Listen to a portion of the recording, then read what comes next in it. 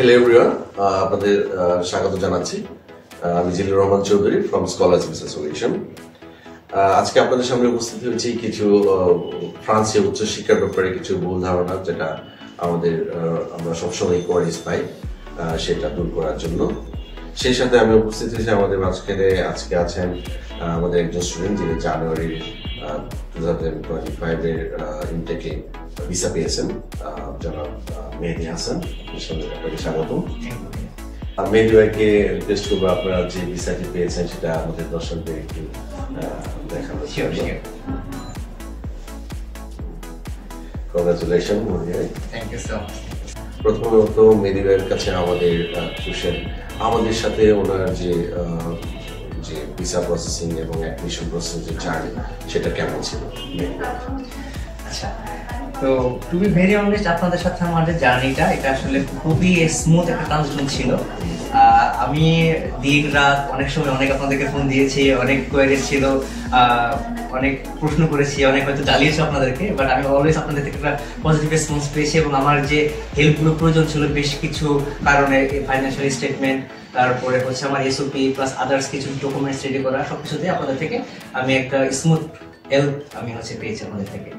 তো এখানে অনেকের একটা ভুল ধারণা থাকে যে হচ্ছে ক্যারিয়ার ট্র্যাক করলে অনেক ক্যারিয়ারটা চেঞ্জ করলে অনেক প্রবলেম হয় বা ভিসা ফান্ডের এরকম একটা কিছু। তো আমার ক্যারিয়ার ব্যাকগ্রাউন্ড হচ্ছে টেক্সটাইল ইঞ্জিনিয়ারিং, আমি টেক্সটাইলের উপরে হচ্ছে বিএসসি করা, কিন্তু যেহেতু আমি কাজ করছি ডিজিটাল মার্কেটিং বা এআই নিয়ে, তো আমার প্যাশন ছিল আমি এই লাইনের দিকেই যাব।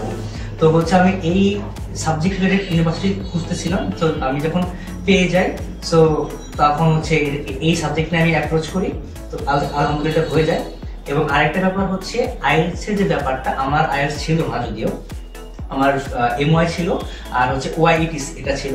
তো আমার যেটা মনে হচ্ছে ওআইইটিস এর থেকে আইএলটিএস এমওয়াইটাই হচ্ছে আমার জন্য খুব বেশি একটা প্রিফার্ড করেছে আমার এই ভিসা পাওয়ার ক্ষেত্রে। এই ক্ষেত্রে আসলে আমি আর আপনাদের এখানে স্টাফ যারা আছে তাদের নাম আসলে না বললেই নয়। মোহামেন ভাই আছেন, তারপরে হচ্ছে ফয়সাল ভাই আছেন, সানজিদ আপু আছে, জেবা আপু আছেন, আপনি নিজেও আছেন। আমি আপনাকে অনেক দিনের রাতে সন্ধ্যার সময় অনেক ফোন দিতাম। সো ভাইয়াদের থেকে আপুদের থেকে আসলে আমি বিভিন্ন টাইমে বিভিন্ন রকমের হেল্প পেয়েছি, যেটা বলছিলাম যে।